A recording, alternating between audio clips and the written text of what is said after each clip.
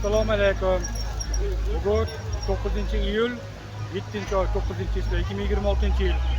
Namangan shahar Boburbog' yonidagi shahar hukumat yonidagi mana shu gullarni, atirgul degan narsalarni tengshtirib, mana shu yangi har xil rang chiroqlarni tengshtirib, chiroqlar ham atirgul deganlarni tengshtirib, ijod bajarib namoyish etamiz. Bo'pti.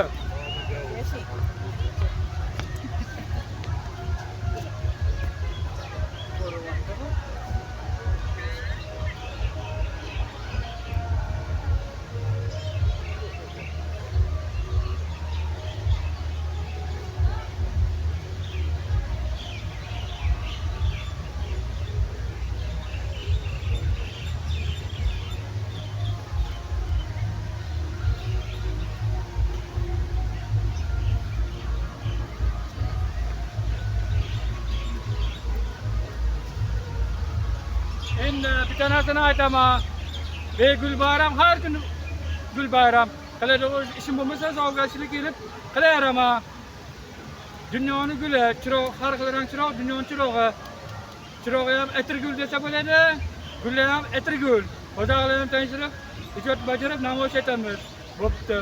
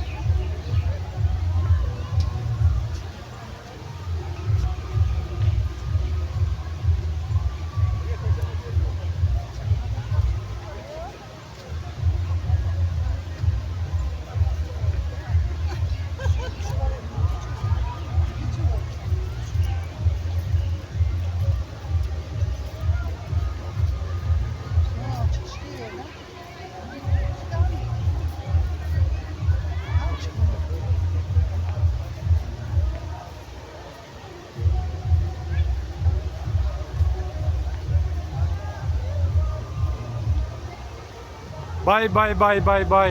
Atirgullarni qaranglar, atirgul. Dunyoning guli. Dunyoning guli atirgul.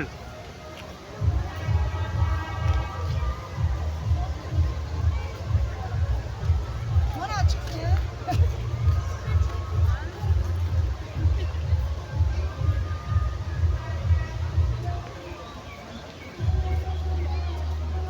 Xo'p, men ungacha bag'adayni ko'pchilik bor, mayli.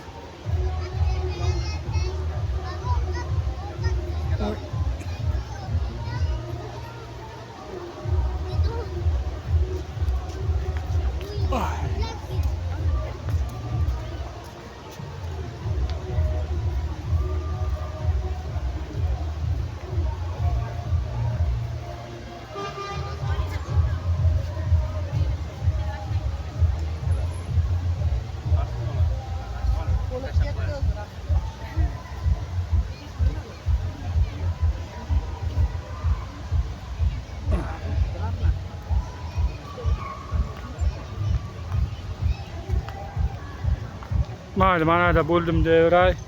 Orqada odam bor. Ha, mana da bo'ldim deyaveray, odam orqada bor, boshqa bor. Mana atirgullarni tengshtirib, har xil rang dunyoning guli atirgul, chiroq ham atirgul. Har xil rang dunyoning chirog'i tengshtirib, ijod bajarib, namoyish ettirib bo'ldik. Bo'pti. Zo'r chiqdi.